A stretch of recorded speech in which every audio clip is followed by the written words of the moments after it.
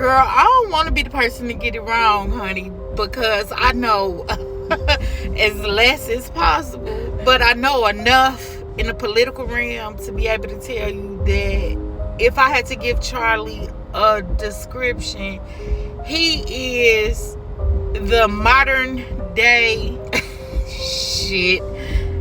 advocate for white supremacy based around white Christian beliefs.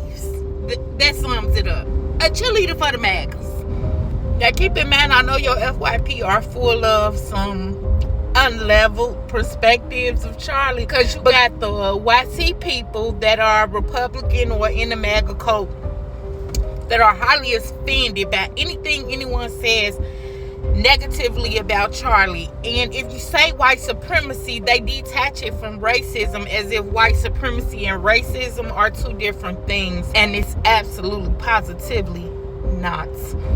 But you have African American people cheerleading like ding dong, the witch is dead.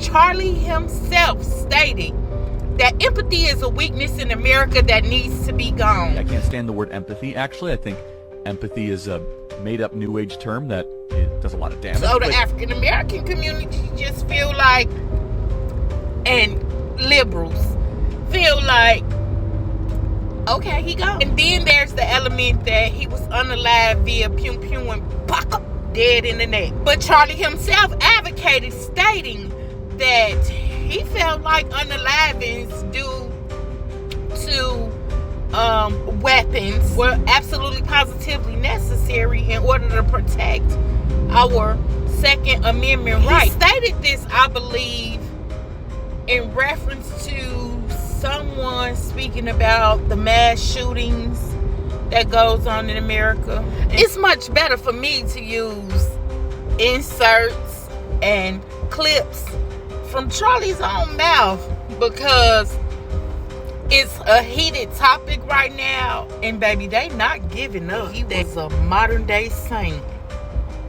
And while I don't either celebrate or empathize with Charlie being gone, because our views didn't align, and it's very clear that one, he thought nothing of women. He was very misogynistic, and two, he definitely didn't think nothing of this beautiful melanated skin I wear every day. More young women need to get married at a younger age and start having kids. Like, reject the siren song of modernity and have lots of kids.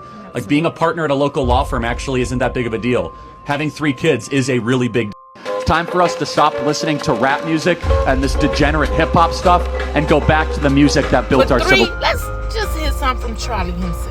I believe marriage is between one man and one woman. Must ban trans-affirming care the entire country. I think that monogamous heterosexual marriage should be a prerequisite to adoption. But you're comparing abortion to the Holocaust. Absolutely I am. In fact, it's worse. It's worse. It's worse. Like a capitalist every single day, Chank. I live as a capitalist, okay? I live what I believe. If I see a black pilot, I'm going to be like, boy, I hope he's qualified. When blacks in America did not have the same rights they had today, they were less murderous, there was less break-ins. Why is that? And the data shows they were actually better in the 1940s. It was bad, it was evil, but what happened? A certain skin color now gets their own summertime celebration. Oh wow, look how far blacks have come. It has now become a racial complaining day. Remember what BLM stands for: burn, loot, and murder. Yeah, DEI stands for one of the biggest. Didn't earn it, just so we're clear. Can we also acknowledge, due to the laws under Jim Crow, that black people were significantly hindered from economic advancement? This is a really important question. The data shows not really. Black Americans are poorer today in 2024 than they were in the 1950s. The disappearance of the black father has been the #1 driver of black poverty in this country. We at least agree that black dads not being around is a bad thing. Anyone's father not being around is the great replacement theory. They want to replace white Anglo-Saxon Christian Protestants with Mexican Nicaraguans, with El Salvadorians. You're comparing abortion to the Holocaust. Absolutely I am. In fact, it's worse. It's worse. You do not have the brain processing power to otherwise be taken really seriously. You had to go steal a white person's slot to go be taken somewhat seriously. I don't have anything good or bad to say about old Charlie, because I mean, I could care less.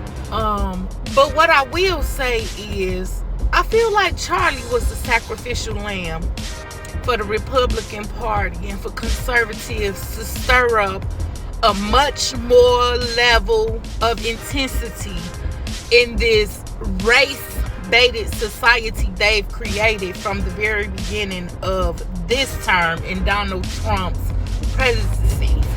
They want African American people to get up, get outraged, get out in the fields, start fighting, start rioting, start looting.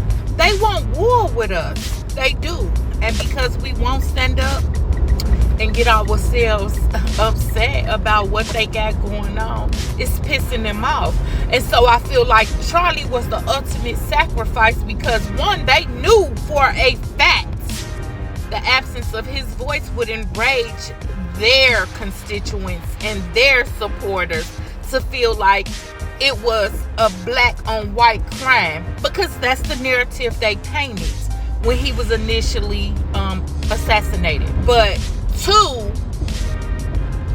it wasn't one of us. But we all kind of knew that based on where it happened, how it happened, and when it happened. So we didn't bite the worm. We didn't engage with them for those 33.